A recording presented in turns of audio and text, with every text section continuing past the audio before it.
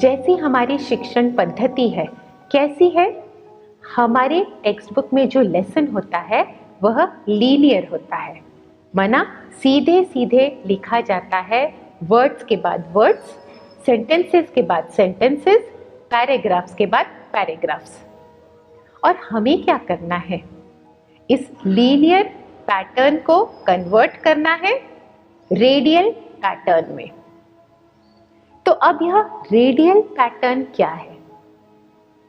तो वह टेक्स्ट जो लिखा था वर्ड के बाद वर्ड और सेंटेंस के बाद सेंटेंस इस फॉर्म में लिखा था, उसे हमें कन्वर्ट करना है किस फॉर्म में?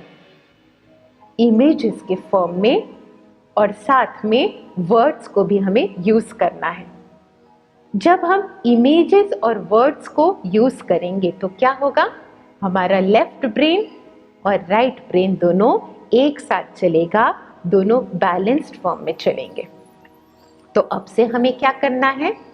जो भी लीनियर वे ऑफ थिंकिंग था, माना सीधे सीधे हम सोचते थे, सेंटेंसेस के बाद सेंटेंसेस, और इस प्रकार एक लेसन को याद करने की कोशिश करते थे, उसे अब हमें पढ़ना है, उसे अब हमें देखना है इमेजेस के फॉर्म में, पिक्चर्स के फॉर्म में, और साथ में वर्ड्स को भी हमें यूज करना है उस चैप्टर को याद करने के लिए।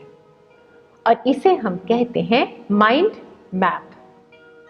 अपने माइंड में हम ऐसा मैप बनाते हैं जिससे हमें लेसन आसानी से याद हो जाए।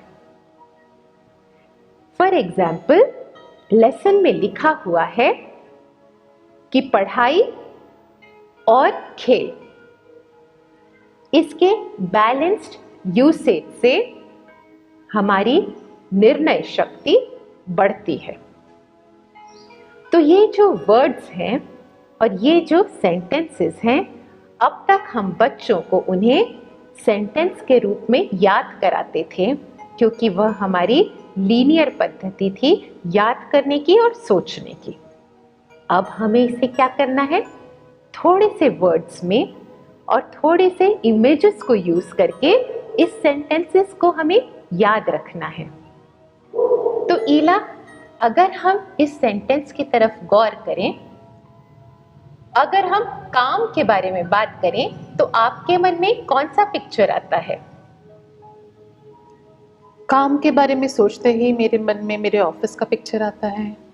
मुझे मेरी चेयर दिखने लगती है जहां मैं बैठ के काम करती हूँ। तो किसी को ऑफिस नजर आएगा, बच्चों को स्कूल नजर आएगा, किसी को बुक्स नजर आएंगी, किसी को कंप्यूटर नजर आएगा। तो हमें जो भी पिक्चर एसोसिएट हम करते हैं उस वर्ड से, वो पिक्चर देखना है। और जब ईला मैं कहती हूँ प्ले, खेल, तो इस शब्द से आप क्या पिक्चर देखती हैं?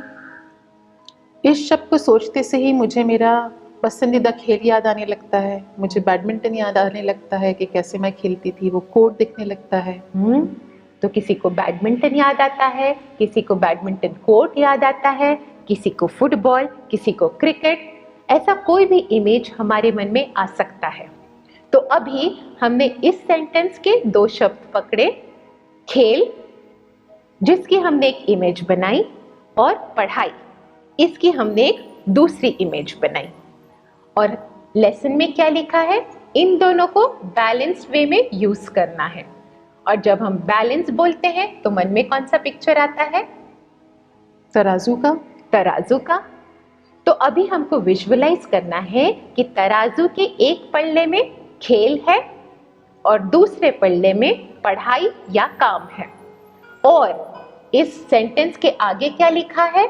अगर खेल और काम या पढ़ाई को बैलेंस्ड तरीके से यूज किया जाए तो निर्णय शक्ति बढ़ती है। तो सिस्टर तृप्ति, इसका यह अर्थ हुआ कि हम जब बच्चों की पढ़ाई कराएं, उन्हें सेंटेंसेस याद कराएं, तो इसका एक माइंड मैप बनाएं, ताकि इमेजेस बनाएं उसकी, और उन इमेजेस को वर्ड्स के साथ रिलेट करके उनको दिखाएं। तो इससे उनके मन में ये हरदम के लिए रह जाएगा और उनके लिए पढ़ाई आसान हो जाएगी। बिल्कुल सही है। तो जैसे कि हमने जाना, हमारा ब्रेन एक इंस्ट्रूमेंट है।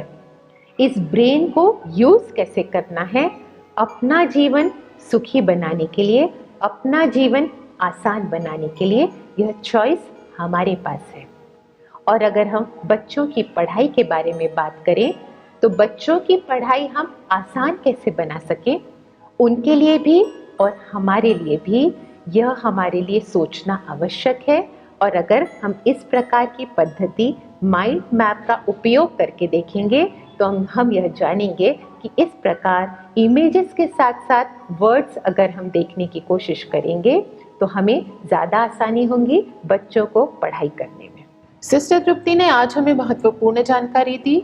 इन्होंने हमें बताया कि हमारी थिंकिंग लीनियर ना होके रेडियल होनी चाहिए, क्योंकि हमारे ब्रेन का भी आकार रेडियल है।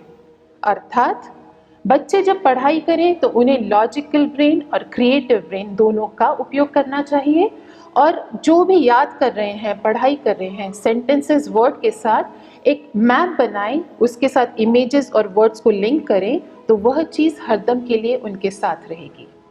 हम आशा करते हैं कि आज ये जानकारी आपके बहुत काम आए और आप इसको अपनी रोज़मर्रा के जीवन में अपनाएं। इन सभी बातों के लिए हम शुक्रिया अदा करते हैं सिस्टर तृप्ति का। Thank you sister Tripti.